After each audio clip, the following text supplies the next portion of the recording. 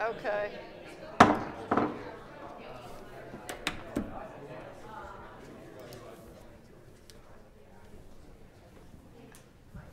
I hate to break up all the party, really.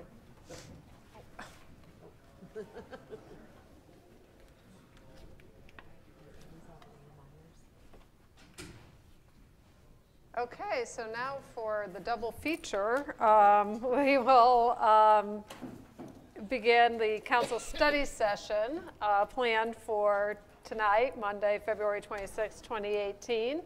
And we will start with a presentation from the Northwest Communities Development Corporation. Mr. City Manager. Yeah, Madam Mayor, members of the council, as you are aware, the city supports the Northwest CDC through use of our community development block grant funding. So Executive Director Betsy Waldman reached out to the city and asked to come in and just do an update on what that group's doing and how those resources are being utilized. So with that, I will yield to Ms. Waldman. Thank you. Thank Good you. evening. It's very exciting to be here. I just wanted to talk to you about all the things that we do here at Northwest Community Development Corporation. I'm going to step back a little so I got. And as you know, we are located at 217 South Cedar. We're across from St. Anne's Church. We're a block north of 24 Highway in the Fairmount District. Our medium in the 64053 zip code where we are located at, 30% of the household, the medium household income in that neighborhood is $30,000 a year. Healthcare Association has marked this as one of the critical areas of the greater Kansas City area, and Combat has also focused on one of the highest crime rates. We not only serve in the 64053 district, we get, through our senior program, we get a lot of people from a variety of areas in the Kansas City Independence area. And the biggest area is in the 64052, which is just not very far. But we get them, we have, actually, the seniors that come to our facility is only third line of in the zip code area where we have. So we get them all over the place. We do a lot of activities geared for the older population. We provide a lot of not just recreational activities, but we do a lot of health information, and we also do a lot of variety of special events. One of our biggest ones we did a solar eclipse party where everybody was out in the parking lot, and boy did we bring everybody because we had the glasses. We strive to help the individual maintain social interaction, learn new information, stay active, healthy, and active to create a balanced life. If the new research is coming out that it's not how you live your life, but how much social connections you have determine longevity of your life. And our biggest thing is our lunches. We have a variety of people coming all over for lunches, and it seems like they want to come just for the lunches, and the activities is just kind of secondary. They love coming just to sit and socialize. Our survey shows that the number one reason they come is to eat a good meal and socialize with friends. In 2017, we served over 40,000 lunches for the year. We have a 30%, in 2017, we had a 30% increase in just serving our senior lunches. We also prepare the Independence Meals on Wheels. And if you're not familiar, there's two Meals on Wheels. Independence Meals on Wheels is its own entity. It is not federal funded, and it delivers meals every day.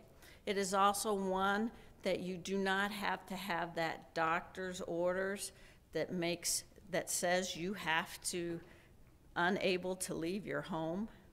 So a lot of people who just come out of the hospital and needing some service can sign up for Independence Meals on Wheels, and it can be just a short time. And we also do diet restrictions, so if you're gluten-free or you're a renal diet, we make those special orders. And we also prepare extra meals. So on Friday, if you want 4 meals to cover the weekend, you can have 4 meals. And some of them do offer, we do deliver 2 meals every day. And what we do is, it's not the same meal. We freeze one meal and give it to them so they can have it later at their own convenience. And we also serve Job One lunch. A couple of years ago, Job One Sheltered Workshop realized they weren't bringing a good nutrition lunch, so now they order lunches through us and we deliver it to them.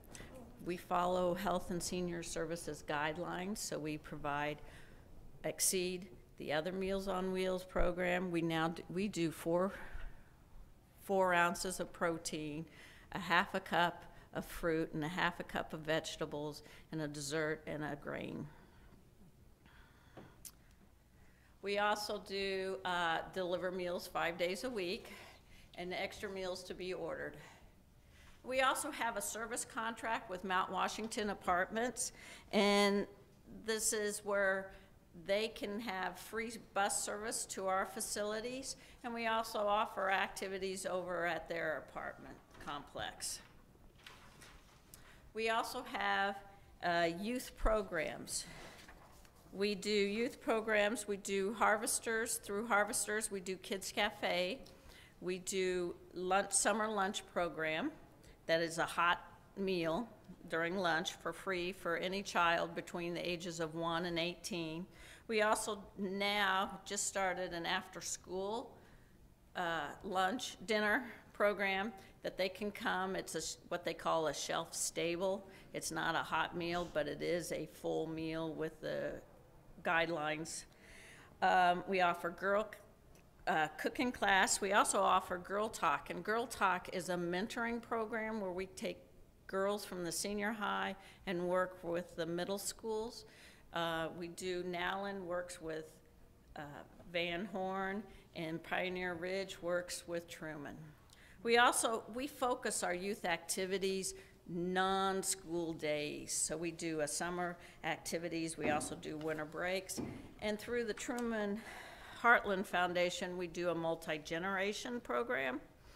Most of our funding for the youth program is coming through combat. We also do, which some people don't realize, is through youth court system, the youth have to do community service, and we're one of the few that will take them when they're 12. The 12 to 18, 16-year age is really hard. We claim we're not the babysitters, that we want the parent to be there or to have a phone number, so they do have to work, but it really is nice. They really come alive because they get one-on-one, whether they're working in the kitchen and working with a bunch of adults and not having other youth guide them where they should be. We also do Tabitha's Closet. And if Tabitha's Closet, we serve, and I think this one's wrong, it's the wrong number, it's 2,000, almost 2,500 kids. They put in the wrong, sorry. We have 50% of them are students in the elementary age, but we also have a fourth are high school students and a fourth that are preschool age. We give out, last year we gave out 10.5 tons of clothing. And all our clothing, most of it is donated clothing. We do give them new shoes, new socks, new underwear. And we depend on volunteers for sorting and organizing the clothes. What is unique about Tabitha's Closet is the social worker at each school determines the need if the family needs to come. So we have that filter, so it's just not anybody that comes in. And also, and every kid, every family comes in and shops. They get 6 tops, 3 pants, a winter coat, winter jacket, new shoes, new socks, new underwear. So they can shop, and we just don't hand them a bag of clothes, so we maintain their dignity. We also, through the Community Development Block Grant, we run the home repair program. And this home repair program is based on different needs. It's not just weatherization or roofing, but if they need plumbing or electrical, we address to them. We also have in the building LinkWorks. It's a TANF program that helps parents find jobs, training, and other support at our place. And we have gotten a grant through the Healthcare Grant Foundation of Greater Kansas City to conduct a strategic plan, so we can get the most bang for our buck, so to speak, on our programs to service everybody and see what they need. And as our gala is March 22nd, and we hope that you will be there at the Truman Memorial Building. And I thank you very much for listening to me. Thank you, Betsy. We appreciate you being here. I do have some questions, but Any questions? Start, Councilman?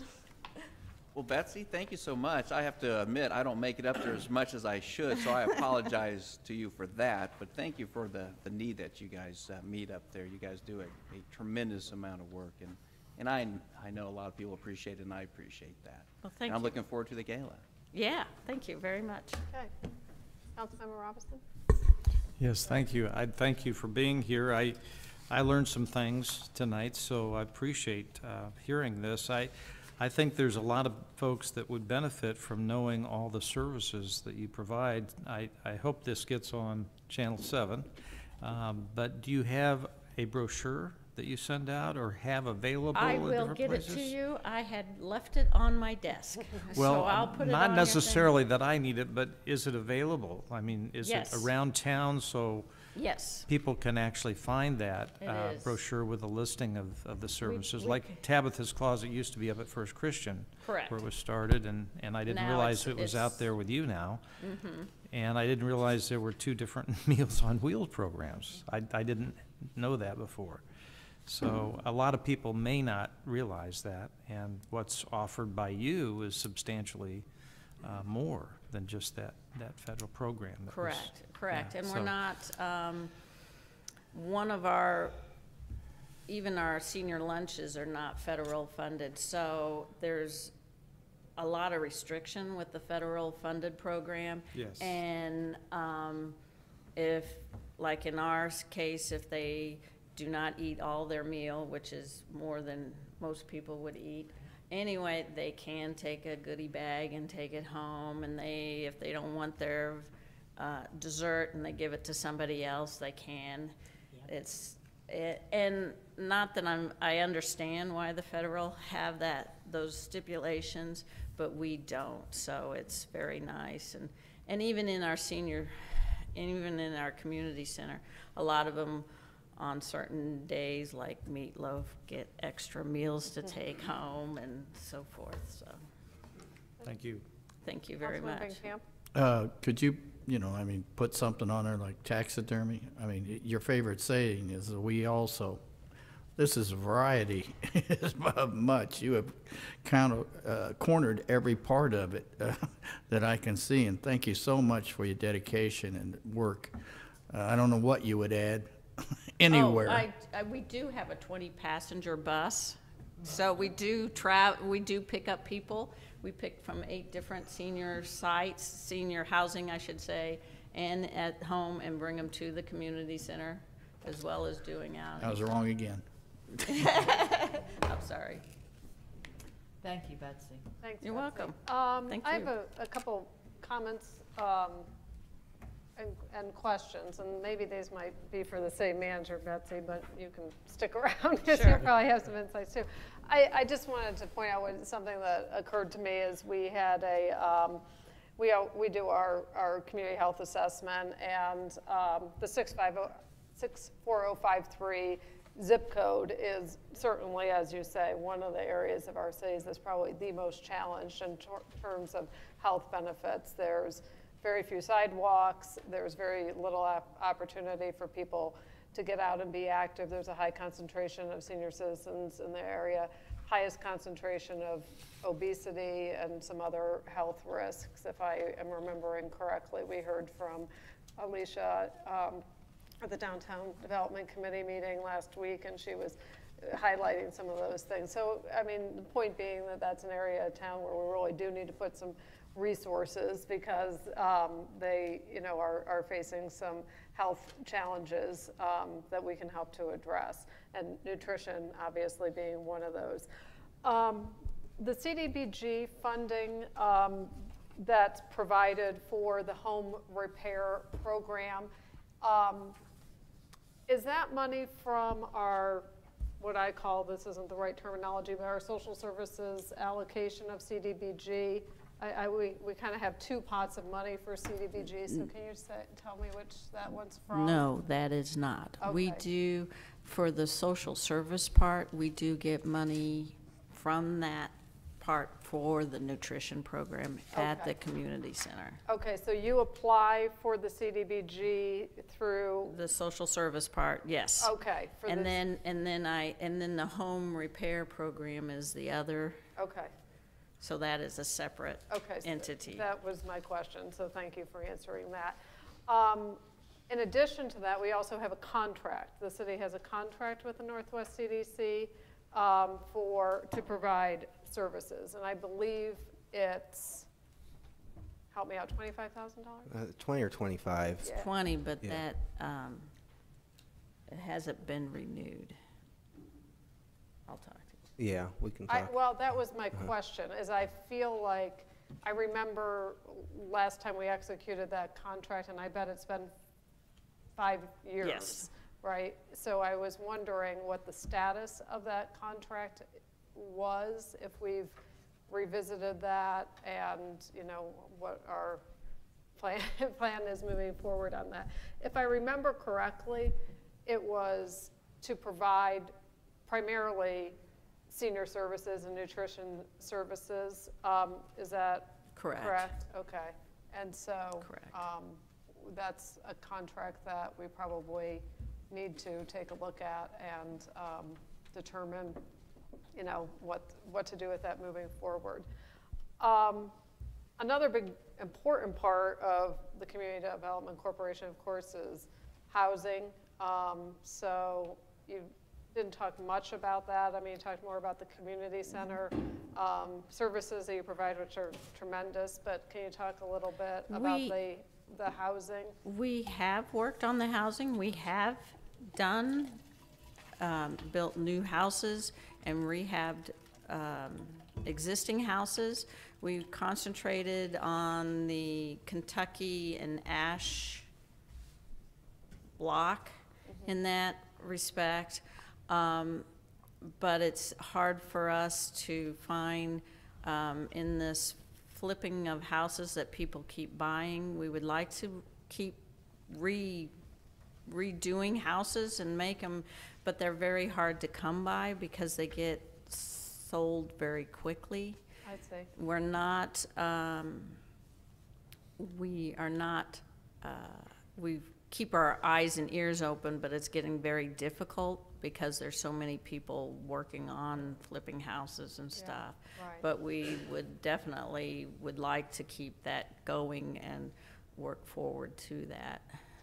Yeah, I mean, the structure of a community development corporation is very useful. Yes, right? yes. In making those things happen and stabilizing. Yes. And encouraging home ownership. I recall several years ago, we did make an adjustment to that contract where we permitted the Northwest CDC to rent those houses where originally it had been for sale only. But and then we were able to sell those houses. Right, yeah, 'cause, and yeah, so when that they're was- on. And we do own a lot of vacant lots. But we haven't had a good opportunity to build on them, Okay. to make them happen. We own some lots in that area where we built, up further north of that, and then we own quite a few lots over in the St. Clair Park, on the other side of Mount Washington Cemetery, that we're always keeping our eyes and ears open, but it's hard. Yeah, I mean, as you mentioned, we used to do a lot of things that Weed and Seed was out of Northwest CDC. You had the police substation, which now has moved to Englewood and is supported by the community in Englewood to maintain that presence, because had that not been for the Englewood and other neighborhoods in Northwest Independence coming forward, I mean, that just would have, to support that privately, then it would have just, been closed. A lot of the federal programs that the city leveraged for that 64053 zip code, the neighborhood stabilization program, 1, 2, and 3, the home funding, and CDBG as well. I mean, those funds have continued to be decreased, and some of those programs entirely eliminated. So We're one of the few last remaining CDCs in the greater Kansas City area. yeah. So we're proud that we're still around, and we've been around for 20 years, and we continue on. We're with what's happening and funds available and opportunities, we're always trying to see what's there. And that's why we're kind of working on the strategic plan, so we can really focus on the, because at times I feel like I'm grabbing everything and I gotta narrow my Yeah. field. Yes. Well, I would say, we need to continue to look at that contract for services.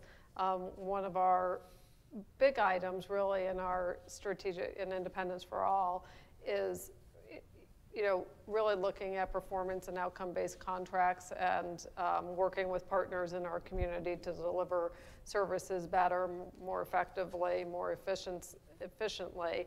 So that's something that we definitely need to take a look at and revisit. And, it's just great that we have this partnership, because you provide something that we would not be able to provide ourselves, that's for sure. But, the strategies in Northwest Independence, I think, are changing. The visions are changing. So, I think we have an opportunity here to, as Councilmember Perkins say, I like getting down there. I don't get down there as often as I should, but, having you here tonight really makes me feel like we ought to revisit this relationship and come see how have we lunch. can, see how we can, work together for you to continue to provide the things that you need for the community, but us to really start to look at how that can help us move towards some of our strategic goals, primarily in the area of housing, I would say. Yes. So, thank you. Thank you very much. Anything else? Any other comments or questions? Okay. Thank you, Betsy. Thank you. Good to see you. Okay. Yay. Yeah, your cheering section. Okay, next we have Police Facilities Master Plan. Mr. City Manager. Madam Mayor, members of the council, as we've referenced many times tonight, Independence for All, your strategic plan. One of the outcomes of that is really focusing on quality built environment. And when the council had their strategic planning session this past fall, one of the areas you asked staff to focus on activating this year was looking at our city facilities and specifically leading by example and making sure that those facilities are at a standard and speak to a quality that reflects our community's high standards and high values. So you've seen this with the groundbreaking and near completion of the new police facility and public safety dispatch center, the repurposing of the Sermon Center windows. But an area that we've looked at for the last several years and we now believe is appropriate to come and talk to the council is our police headquarters right across the street from where we sit tonight. Hafer Wysocki Architects has partnered with the city for the last several years looking at a variety of different options, and tonight what we're hoping to do is share some of those findings with the city council, run through some different scenarios, and really get the council's feedback about where we might want to focus on next and which directions we might want to start exploring. So with that, I'm going to yield to Ken Hinton from Hafer Wysocki Architects for a presentation to the council.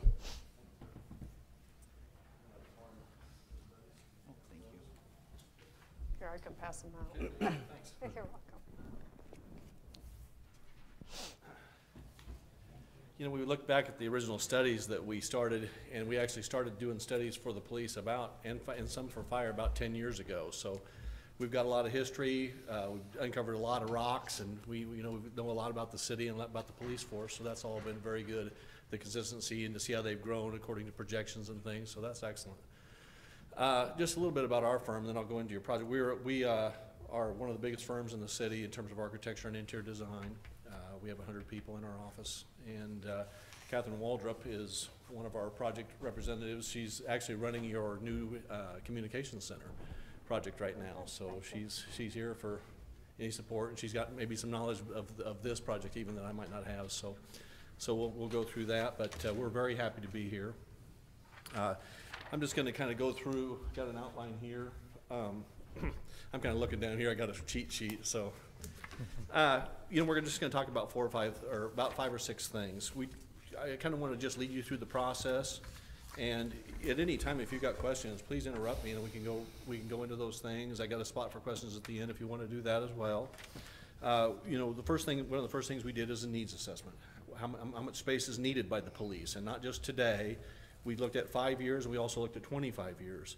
But we're also thinking, anytime you invest in a public facility like this, you don't want it to be antiquated in 25 years.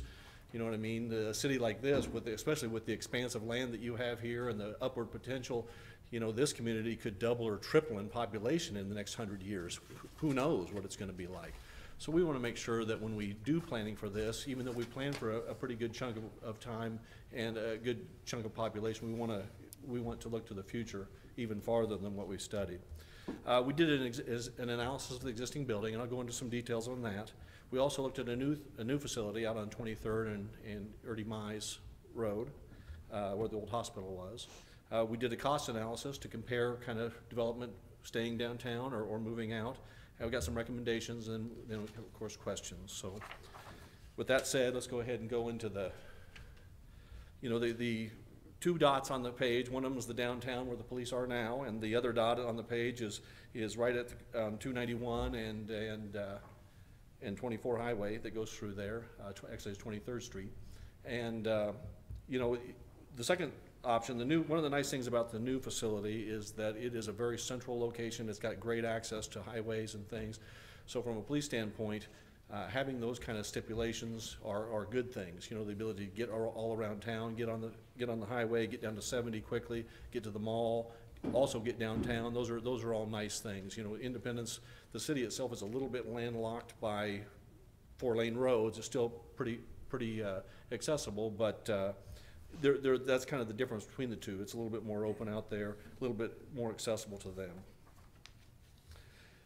When we took a look at the existing facility, we went through and we actually mapped out every floor of the building to determine who was using what space, how big offices were, and we actually created a graphic that you see here that shows how the existing building was being utilized. Because one of the things that we look at is efficiency of the existing building. In other words, if it's designed inefficiently, we might be able to get 10 more people in there without, moving out. In this case, it was a pretty tight capacity in there. As a matter of fact, The chief is here. He's got facilities in 3 or 4 different locations around the city because they can't consolidate on that site. But we did a pretty thorough investigation of the existing conditions. And in order to do that, we went to the next page. What we did is we went through and we actually toured 4 or 5 facilities around the metro. We've probably done 10 or 12 new or remodeled police stations in the last 10 years. So we kind of take a look at those to see what trends are, so that they can see what technology, how do they process property, for instance, how do they book someone?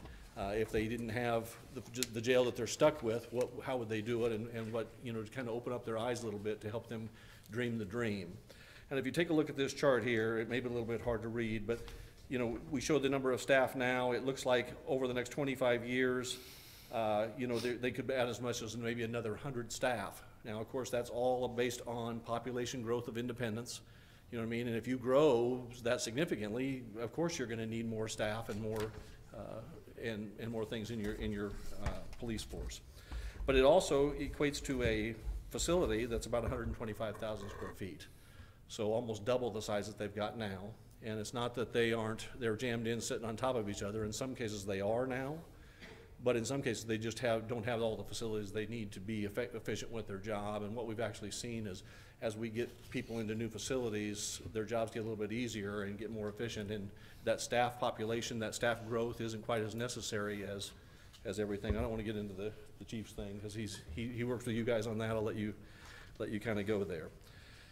So it looks like we've taken the police force from about 291 people to about 452 over the next 25 years is what's been projected. And that's straight line with your population growth. And of course, we've gone through the different departments and worked with the chief to determine exactly where that's needed to be. So is there any questions on the space needs themselves? Why don't you continue and we'll, yes, I do, but I'll let you keep going, and then we'll save our questions for the end, if that's okay with you. The next couple slides are just kind of some photos, and they're specific areas. The first shot is kind of in and around the jail, and it's probably the thing that is most in violation of standards for how they book and hold people, but it's in fairly poor shape. There's been some settlement issues, some things are really starting to decay, and it's an older building. All the way from the roof all the way to the foundation, and including the mechanical system. The next side that we see there is back inside the police station, and they've got a water infiltration problem that's going in. They've got some sidewalks out on the site that actually have real basement underneath them, and there's some leaks that come in there that are very difficult to repair. And I don't have to leave through this, but the chief and their staff have to live through this. Their locker rooms, their workout facilities, their firing range, things like that are all kind of underwater, so to speak. And the communication center with all the technology and all that expensive equipment, luckily it's coming out of there. So that's a real positive thing for that group. As we got through the existing building, we did a very thorough analysis of the mechanical system, looked at R values in the walls, looked at the window quality and things like that. Because when we're really trying to compare renovation and staying in the existing facility versus a brand new building, we really want to compare apples to apples, you know what I mean? In other words, we think it makes sense if you're going to expand that building to upgrade the mechanical system so it operates more efficiently. Well, that costs money to do that. Of course, if you're going to double the size of the building, you're going to at least buy half again as much mechanical system anyway, so you might as well upgrade the units in there are original units with the existing building, and there's been some maintenance over the years that have it, but there are still some rooms that can't get hot enough or can't get cold enough, and you just kind of, that's just your building, you just kind of learn to live with it. And a lot of buildings are like that in the world, today. But with new standards, it certainly makes sense. A building of this size could operate at least twice as efficient as this one is right now, comparing the same size building. So it's a real advantage to being able to increase the energy efficiency of the building and the R values, but it also costs money to go back into an older building and replace a window that's only been in there about 10 years. They really need to be a little bit higher quality window, and you know what I mean? So there's all kinds of things that go into that. So anyway, let's go on to the next slide. When we look at this, back up with just one. We did an analysis of the site just to show all the circulation there, and you can see how big the existing building is with respect to that fairly good sized site. Well, when we go through this and did the analysis to show how much we needed to expand just to get to the 25-year expansion plan, this next page kind of shows two different diagrams, and those blue blocks are buildings, 2- and 3-story buildings, a 2-story building with a full basement.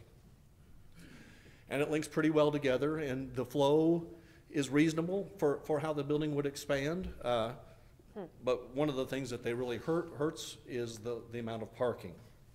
And we almost need to double the amount of space for the parking requirements for that many staff out there. And it's partly because during shift change, people are coming in and going out, and there's 2 stalls that are occupied, and there are strategies for doing that, doing tandem parking and things, but they also have some patrol cars that take up space out there and things like that. So if you take a look at the next slide, what we've shown here is a couple of basic blocking diagrams with a blue box that shows a building addition, but it shows an entire 2-story parking garage, ground floor and 1 elevated level. And if you take a look at what's going on there, yes, we can make the police fit in that space down there in a 25-year expansion. And that 25-year expansion might last 35 years or 40 years. But the reality of life is we've absolutely maxed out that site, and with parking and with building. And 100 years from now, probably isn't going to cut it unless you just start doing something drastic, like a 5- or 6-story building or something like that. So, and from an efficiency standpoint of a police living in a 5- or 6-story building, it's not something that is really good for them. You know, when they're trying to solve crimes, it's better if they're across the aisle from each other, not on a separate floor or in a different building. So what we did here is we just gave them, this slide is an example of what the building could look like. Again, it's a 2-story building with a full basement. If we kept the architecture similar to what it is, and the next slide shows a slight variation on that. Again, we weren't really paid to do this, but we felt like if we didn't show you what the possibilities might be, you wouldn't know. So you can see what you could possibly get there. Again, the existing building is what it is, and it's the building has a fairly strong structural system. You know what I mean? It's all concrete. Some of the cladding is starting to come off a little bit, and there's some decay, but for a building of that age, it's at least structurally sound. Does that make sense? Mm-hmm. So that's the existing building. If we take a look at the next slide, we can see the site out on 23rd Street. And we probably did 50 site plans to talk about all the different possibilities, everything that could go out there. The primary reason when we started was to try to find a good location for the communications facility. So we it went in the right place. Okay, well, you can see this next slide. This is 4 basic diagrams that kind of came with all of the sketches and everything that we did kind of came to here. One of the upper left-hand corner embraces putting a front on 23rd Street with a police station and a courthouse right next together. And we can show you what that looks like. But then the police would go all the way down the site, and there's a bunch of buildings kind of up on the hill. The one right to the right of that does about the same kind of thing, except it takes some of the facilities and puts them down kind of in that lower level and down that swale. So it sprawls a little bit. You know what I mean? I think we felt like the first option was a little bit more compact, and it gave you an opportunity to utilize that other site, that lower level site, for something else. The third site in the bottom left-hand corner actually turned the police station and the courthouse out toward Mize, out to the side. And then the one in the bottom right-hand corner did a very similar thing, but it put the police down on the southern road with the courthouse still pointing out towards Mize Street. So in doing so, we felt like the upper left-hand corner was the best organization. The next diagram just basically shows the different departments, what they look like and how they would stack. The things that are floating off to on the side on the left are the second floor, and there's a small 3rd story where the police administration would go. But basically what we've got is we've got a 1-story building with a full basement. And what that allows them to do is it allows them to bring detainees in and out, and the patrol staff to come in and out the lower level and really have access to the private parking lot where all the employees would park. But then it allows the public to come in the upper floor. And with the big parking lot out in front of the building, if you wanted to put the courthouse out there, it could support the courthouse function as well. The next page is just a basic site plan that kind of shows you how the buildings lay out on the site. There's an area right here that's kind of highlighted. That's your new communications center, and that's how we determined where it would go. We wanted to make sure that if we put it out there on the site, that it was in the location. If this didn't go out there for some reason, the whole campus didn't go out there, that it would still be okay, and it wouldn't be subdividing the site in some kind of odd way. that you wouldn't be able to utilize it for the long-term future.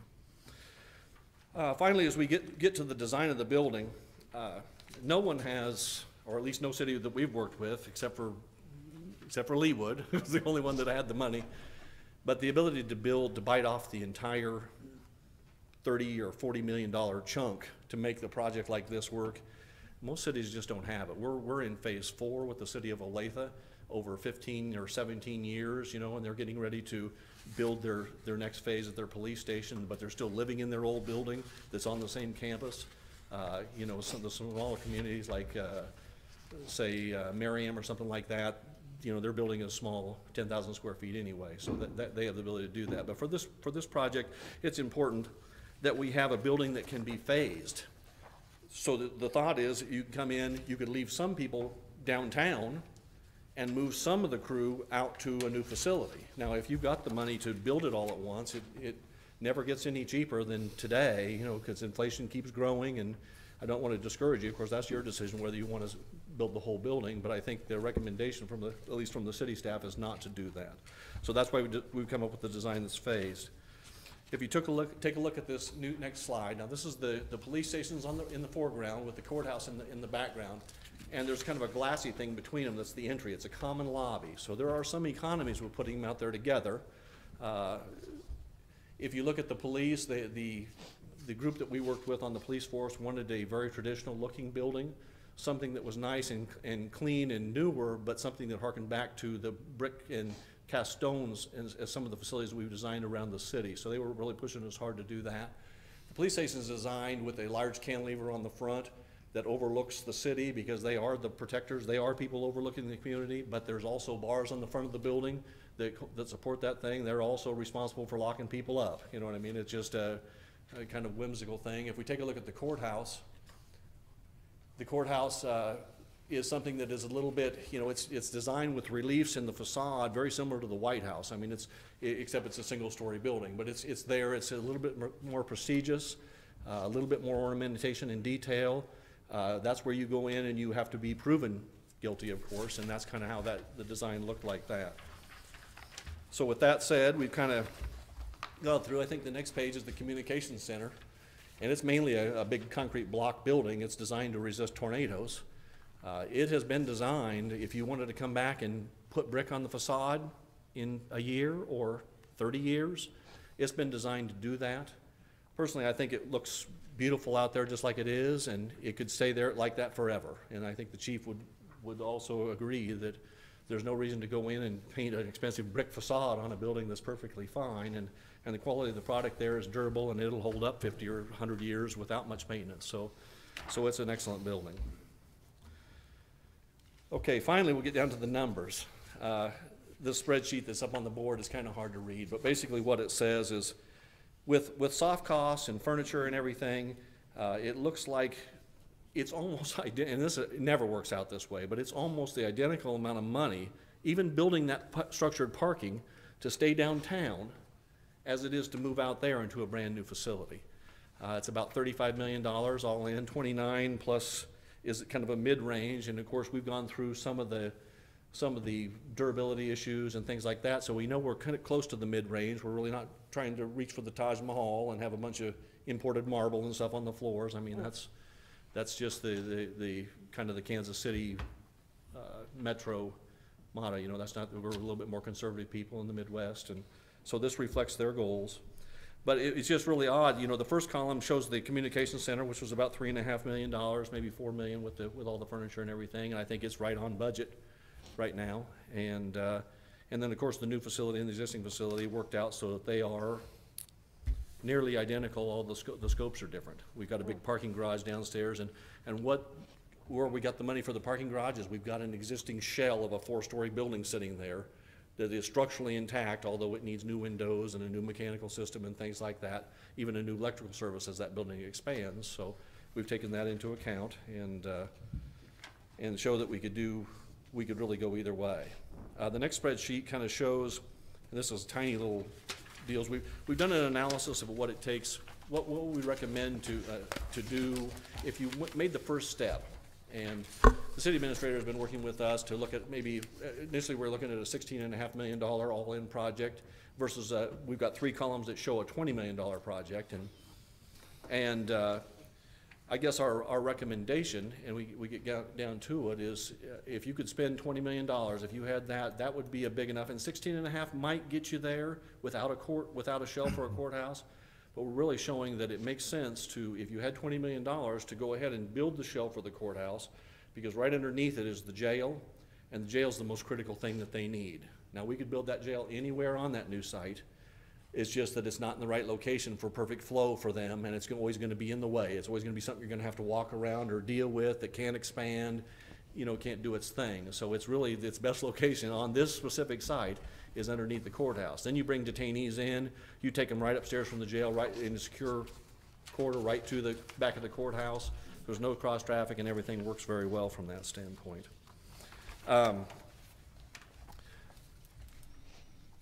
Looking at the pros and the cons of the existing facility, I won't go through every one of these, but basically staying downtown, of course, maintains a strong public presence for the police down here. The existing building is structurally sound, but it needs structured parking, and that's kind of a positive thing. Anybody that lives in the suburbs and doesn't get to park under covered parking during the ice storm or in the heat of the summer knows how nice it would be if half the cars were underneath the garage. The problem is you have to buy that garage and you have to maintain it, and it becomes kind of an expensive thing. Just looking at the list, a lot more cons of staying downtown than there are pros, and you know, we're kind of have to stretch to find out what that is, and I'm not trying to discount the quality of what they've got down there, but it's just in the long term, it just doesn't seem like a great position to stay down there. If you take a look at the new facility, pros and cons, it almost flip-flops. Only good things, and I think the most positive things, you get to have a facility that can expand for the next 100 years plus. You get to increase or improve the image that you've got, and one of the advantages or disadvantages of living in the Kansas City Metro is everyone's building new police stations. Okay, for the designers, good for us, you know, but the reality of life is the chief of police has they've got to fight for the same staff as every other city in this community. And you know, and you can talk to the chief, he probably would say this better than me, but the reality of life is if you got a brand new building and good facilities and you have the right kind of support space and you're showing the right image, the ability to hire staff and maintain staff, I think is a real positive thing. And we've seen that in some of the other communities like Olathe or Leawood that have hired, even Leawood, trying to get staff in the building that they were in, living in double homes out behind their police station. It was hard for them to retain staff. And once they built their new station, the sky's the limit. Now they're carving off the top of the crop, and they're getting the best and the brightest, and which is exactly what they want to do. But they felt that they had to do that because Kansas City, Missouri built a whole bunch of new stations. I mean, you've seen them around. We've done almost all their stations, and it's just a way to do that. So, and also energy efficiency, I think, is a big thing. You know, if you're going to double the size of your building, which you may not do in the first phase, but if you're going to double the size, you're going to have double the energy costs. Well, the reality of life is you don't. The systems that we're putting in place right now, we spent an extra $1 million on Kansas City's Missouri South Patrol Station and also on Leawood's Justice Center. I think it was $750,000, but they had less than 7-year paybacks on that. That's how much more efficient their mechanical systems and their energy, using LED lighting, things like that. Just things that you just don't have in existing buildings. So from that standpoint, it was just, those were real excellent things. So finally, I've got a 5-point recommendation, and this is kind of through collaboration with everything. I'm sorry, I'm just rambling and going on and on. I know people are ready for dinner, but it's not dinner time for another 6 minutes. We're recommending that you relocate the police to the new site and build a phase that's approximately $20 million so you can afford to shell the courthouse in place and not just build a jail with some kind of waterproof topping on it, you know, just out level with the site. The building design should accommodate phased approach for over 100 years because there's plenty of property out there. I think we're saying that you're going to want to maintain a downtown presence. And if you recall the very first map where you've got a lot of population, moderate level of crime, a lot of businesses depending on the police. To pull the police completely out of downtown, I don't think that's what we're saying. What I am saying is, like bigger cities, like Kansas City, Missouri, they've got a main headquarters downtown. Well, in this case, your headquarters would go out to 23rd Street, and your satellite offices would be downtown. A small patrol division, just to keep the police presence in here, ability to file a report without having to drive there if something happens downtown. Bless you. Excuse me. And also in the northeast, you know, you've got a lot of land. Eventually, I don't know when it's gonna be, 50 years, 80 years, you're gonna have another satellite station. That's just the reality of you being such a big city and have so much area. You're gonna be building more facilities, and, you know, I won't be designing it, you know, hopefully. I won't be working at that point in time, so. But, so that's kind of what we're saying, I guess. I guess from that standpoint, I've just done a lot of talking. I'd love to answer questions and go through any detail that you'd like to talk about. Okay, thanks, Ken. You bet. Appreciate it. Comments or questions from the council? Who wants to start? A lot. Yeah, it is a lot. I have a question. Madam Mayor, Yes. I know, Karen has a question. Do we have to do something this year, next year, the next year? What kind of pressing need? I mean, I have dreams too, but Yeah. where's our pressing need? Well, you know, you might want to ask the chief that as well, but, you know, from the standpoint of the existing facility, the jail that they're living in does not meet CALEA standards. They have to have separation of men, women, and children. It's on the wrong side of the building, and they really, if you bond anybody out, they take them out right through the lobby, which is okay, but then it dumps someone who has questionable reasons for being downtown are now dumped out right onto your square. And that's not necessarily a great thing. So the jail is also disintegrating. There's some structural deficiencies with it. If there's anything that's not structurally sound, it's that box that sits out behind the main building. And unfortunately, that's the most expensive thing to rebuild, because it's not $250 a square foot, it's $350 a square foot, you know, twice as much as a home. How in many that case. prisoners do we hold? Chief? I mean, I don't even know how big our jail is. Not very big. It's personal. It's a small jail. Yeah, it's small. Brad Halsey, Chief of Police. Mayor, city council members, thank you. Ken did a great job. You know, it's a temporary housing, so we don't hold people there for more than 2 days. After 2 days or less, we send those to contract long-term facilities. But Ken's exactly right. That's our biggest issue. You know, remember, our front desk records is closed from 2 a.m. to 6 a.m. in the morning, 2 a.m. to 6 a.m., I'm sorry. And accessibility for the public to come in to bond out their loved ones or whatever, it's not there. We have to have it, all the paperwork's done like through a bank window. It's not very good. But that is a huge problem for us. And like I say, we've done some renovations in that building, so if you go in, it looks decent. But in Morris Heidi or Tim Gramlin can speak to this better than I can, behind the walls is what the concern is. A lot of money in our jail right now. We have walls separating, piping underneath of concrete floors. Thank goodness we've got that corrected at this point, but if that ever gets bad enough, we're gonna have to jackhammer the whole floor out where the patrol sergeants are at and the captains and the staff down there, and completely remove that. So just a lot of concerns on that. The other thing I want to tell you that Mr. Hinton didn't speak to, because I was going to do that, you know, this building was built in 1969, 70, 71. So the amenities of somebody that works in that building, working long hours, there's no break rooms. And think about that. So we have makeshift break rooms that, you know, we have the old lab, the drug lab, that we have a sink in there that people use, and it used to be used for, you know, crime lab process, not it's safe and sanitary, but that's my point.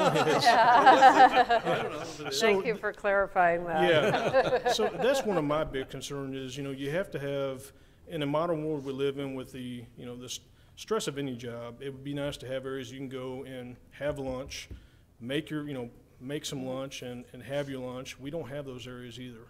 And that, for me, that's a big concern as well. I could put together a list of things that I can see violations of what you're, but I don't think this is the place to air it out. Right. You know what I mean? But, you know, the reality of life is a lot of cities fall into this kind of trap. They've got a nice building, and it's, you know, from the outside, it looks like a perfectly good building. I'm from a really small town, and, you know, my mom, why do they need this? Why do they need this? Anytime the council wanted to do anything, they always just thought, you know, of course, she's a little bit older than me, obviously, always just thought that, isn't that perfectly good, that building? It's just a big building. Well, the reality of life is what cities have found is they just keep putting money into that facility. And they might put it in $500,000 chunks or $1.5 million chunks, or if you're gonna build a new jail down there, you know, that might be a $3 or $4 million chunk that you need to invest, and do you wanna keep investing those kind of, even $500,000 every year or so? That's a lot of money to just keep dumping down in that hole, because the reality of life is, it's not going to serve your needs long-term unless you wanted to close the street out in front of it and take over the parking lot, you know what I mean? But what does that do to the downtown? I mean, one of the nice main things about this town and Olathe are really the only two cities that have got a great downtown. You know what I mean? To just destroy one of the amenities, which is parking, which is what you need, that would be a kind of a tragedy. You know, although it might serve the needs of the police, you end up whacking the beauty of downtown in order to do that. So, you know, I can't answer your question, is it a 2-year thing, or, you know, the longer you wait, the more you're gonna have needs, and eventually you're gonna be putting a significant amount of money into the jail. If someone gets hurt down there, they could sue you, and that could even be a bigger problem. We haven't even discussed that at this point. Well, we just put $600,000 into the firing range, didn't we? Or maybe I'm wrong on that number. No, it's about that much, yes. And we're gonna do something with the communications area when we're moving them out. I assume we're gonna reuse that. We reuse every inch of that building that we can, because we're out of Right. space. Yeah. So, you know, the thought process would be, you know, if it's a phased option, that we would leave that there. Because obviously, you know, the money, and you can take some of that stuff with you too, but Rangers are very expensive as well. Right. So that's something that has to be thought out, and it's not something that would be, we have never talked about that being a phase one because of the expense with that. You know, if you have that site for the new site plan? I just hate wasting 600,000 here, 300,000 there. I mean, and that was necessary. We needed to do that firing range. Oh, yeah, that was a safety like, issue. oh Yeah. my goodness, yes. And the good news is, now that you've made that investment, and the mechanical system's working there and things like that, with the exception of maybe a little bit of water that's still leaking into that basement, it can be a phased thing, so it doesn't have to go in phase one. If you take a look at this diagram down in the bottom, right across from the red box, which is your communications center, that's your new firing range. I'm not gonna speak for you, but who cares when you build that? Well, You've got a 4-lane range, and it's meets your needs now. It's probably not great, though, but It works for us. it's a heck of a lot better than what we had, believe me. Yes. And if I could say one more, I could speak a long time about the building. One thing that, you know, we do have a lot of water issues. So the money, the Mavericks came in, did some fundraising. We spent a little bit of money.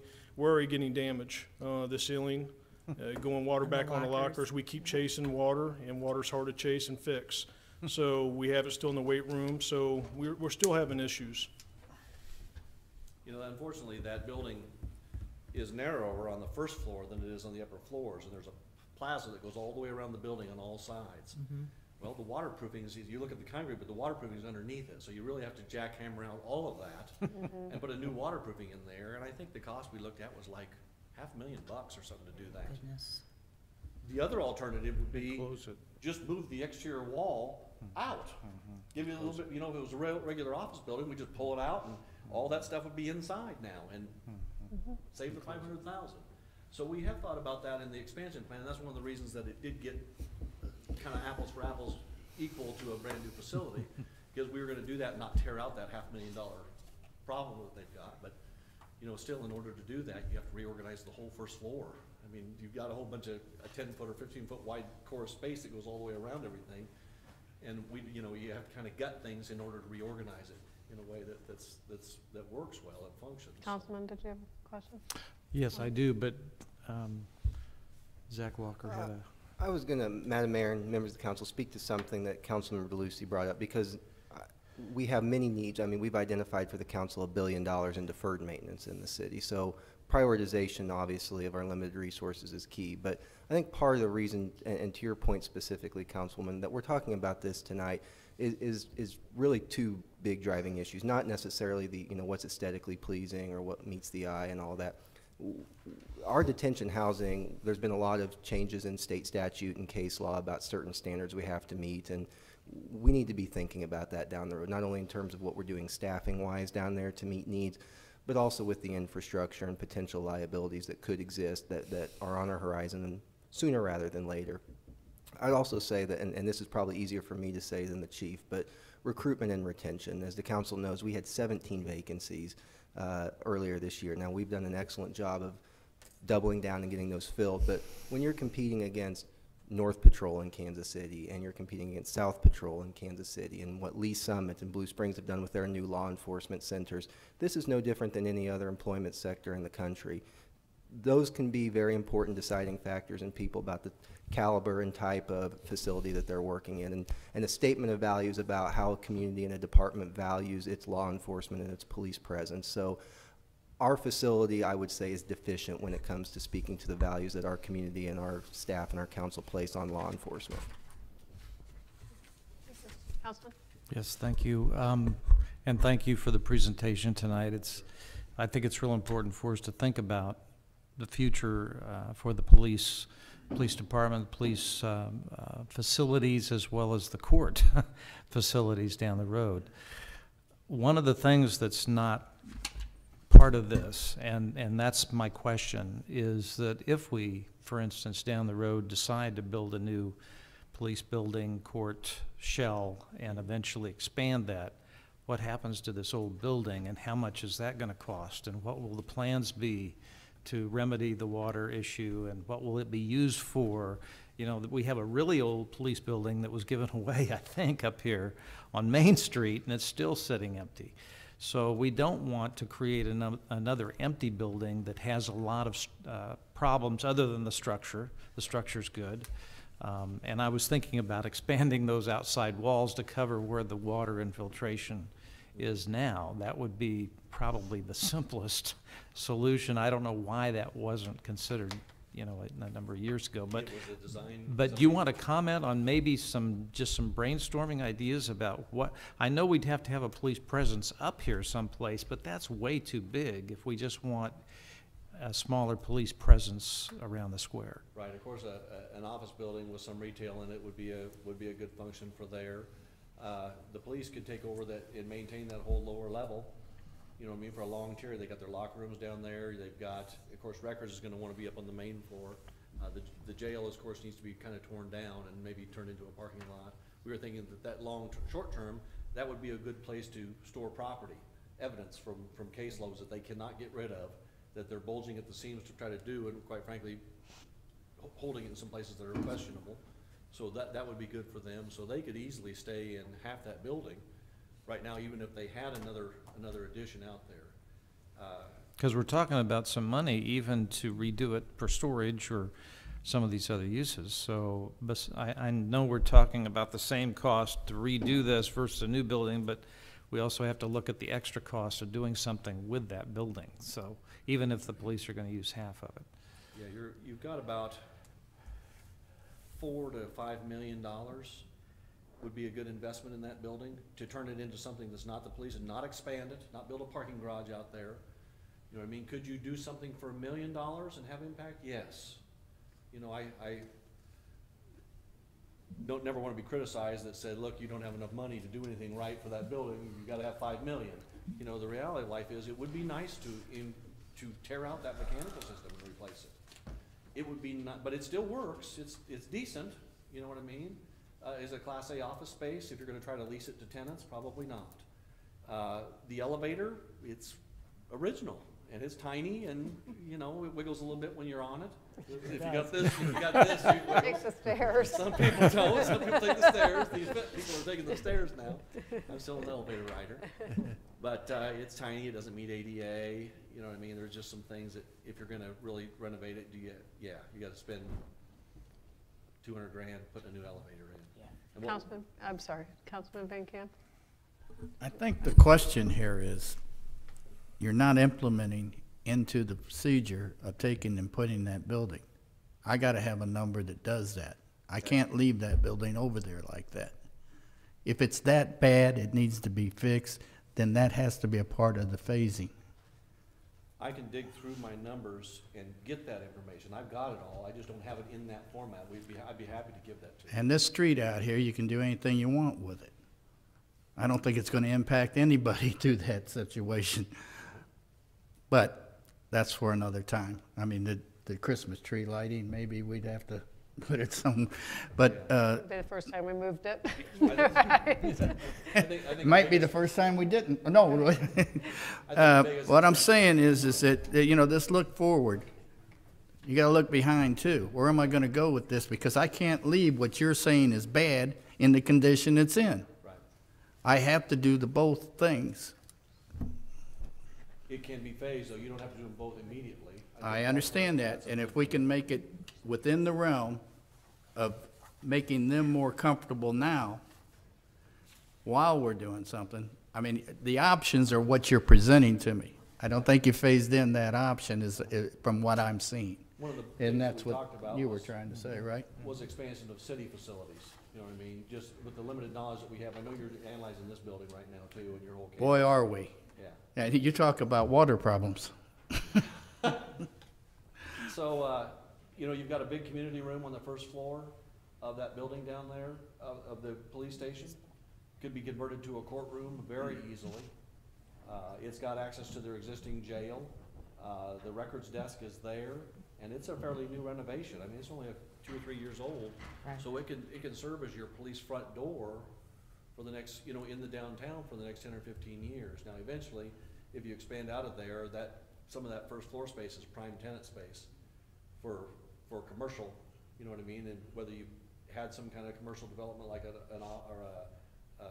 restaurant or something like that, or whether it was office buildings, people are gonna fight a little bit for that first floor space just because of its proximity to the ground and ease of visitors coming in and out.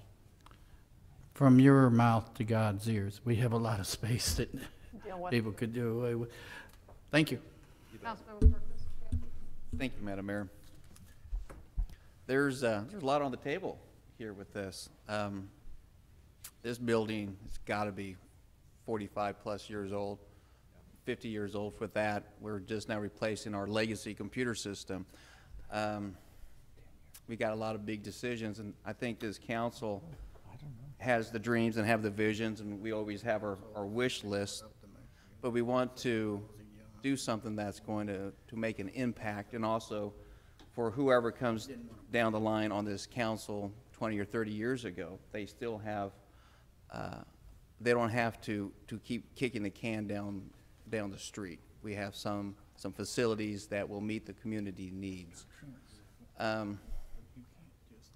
With the downtown redevelopment meeting that we had last Thursday, kind of kicked out and put out some ideas of what we could do with this whole square in this campus area, which is exciting. It always comes down to money, what we can do with that old building and stuff. So we have some good ideas, some good visions and stuff there. I like the idea that you're thinking, and the city manager and I have talked about over the course of a year, some of our wish lists of a satellite facility where we could place that at. My wish would be a little bit further west. I think Betsy put out a very good need that 64053 zip code is an active one, and to have a satellite facility there closer to that area would be something that would be on my wish list and dream. But we have some big decisions to make, some important ones, some legacy decisions. So we don't take it lightly. Unfortunately, it just comes down to money, but we want to give you, Chief, the personnel and also the building and the facilities that you need to protect our community. Mr. Perkins, we just did a new satellite facility for Kansas City, Kansas, and it was a $2.5 million building. But if you're talking about something out west, it probably doesn't need the whole chassis of the whole campus.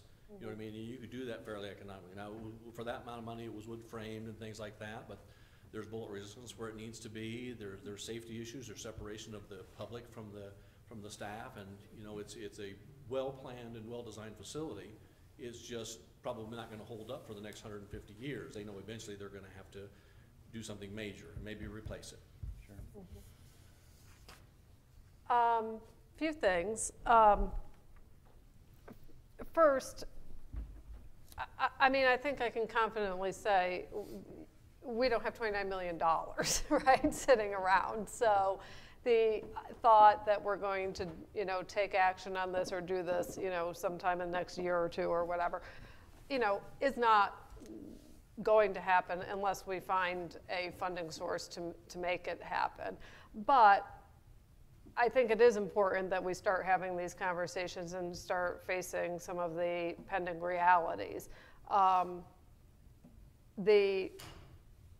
jail situation, we're either going to have to control or somebody's going to control it for us ultimately. So, you know, we're going to be told that we can't operate that facility at some point in time. So that's serious. I mean, we have Chief Halsey, when he came and spoke to this council about recruitment, you know, we all tend to be a little bit old school around here and say we can make do with what we have. But the reality is that as we go out and are competing, and you know, there's fewer officers to compete for than there used to be, that this is a factor. The facilities that they have, the amenities that they have, the opportunities for their own health and well-being that are provided to them, as the chief says, the opportunity to take a break, get away from a very stressful job is important. One of the reasons why we're building the communications center is to give people those breaks that they need from a very stressful job. I've always been a fan of the precinct idea. We have certainly over the years discussed that in this city of creating more satellite precincts. And the fact is we don't have the personnel for that. We attempted to pass a property tax to hire more police personnel with the idea that we could transition to somewhat of a precinct system, and the voters didn't want that, and that's fine. But it's not a matter of facilities with precincts, it's a matter of personnel. I would like to say the voters have been supportive of the police tax, the sales tax for police, and we've been able to do some great things because of that.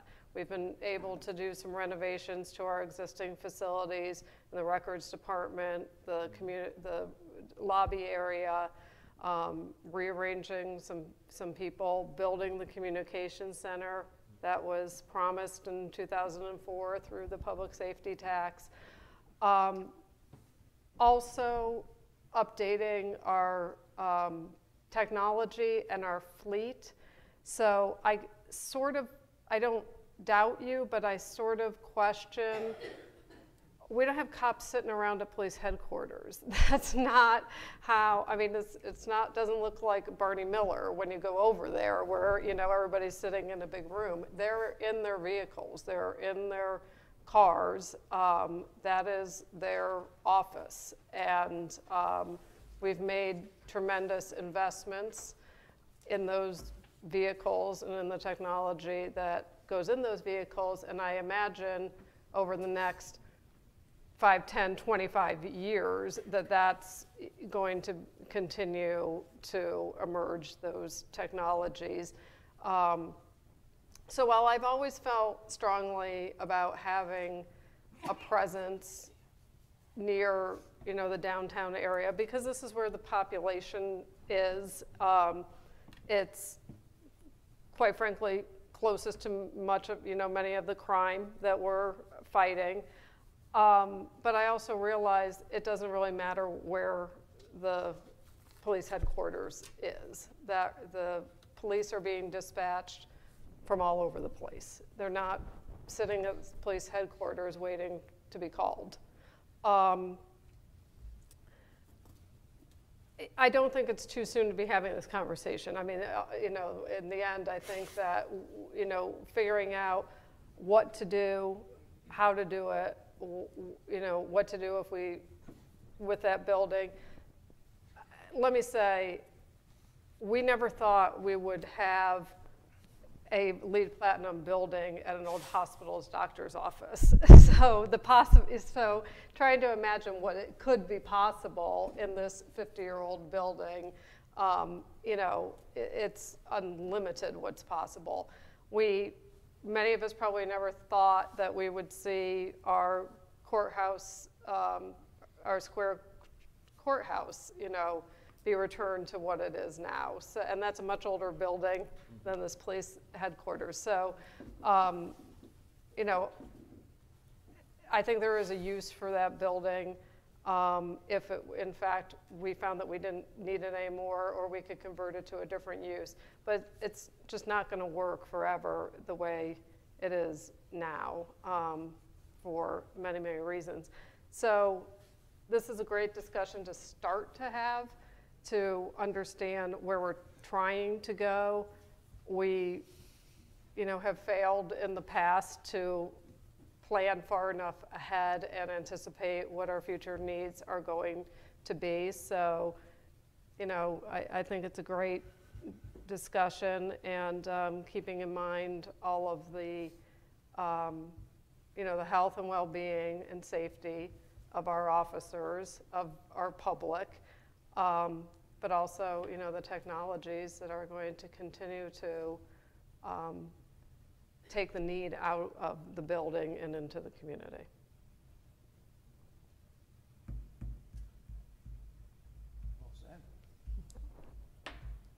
Okay, anything else, Chief? No, I don't think so. Okay, Mr. City Manager? Nothing. Okay, we're adjourned. Oh, wait a minute, we have boards and commissions.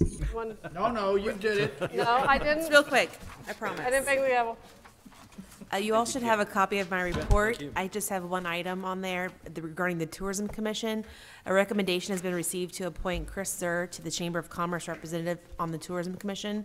So I'm just looking for direction to Okay. appoint her. Unless there is an objection, we'll have city clerk add that to the next council agenda. Hearing none? Second. Okay. That's great. All right, Thank now you. we are adjourned. Thank you.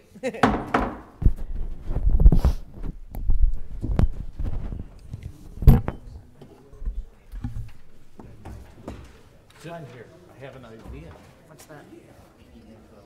You know where all the water's coming in? Where that, Where the wall is? basically where the big porch is, all the way around the Yeah. police building. And close it, leave a little window space.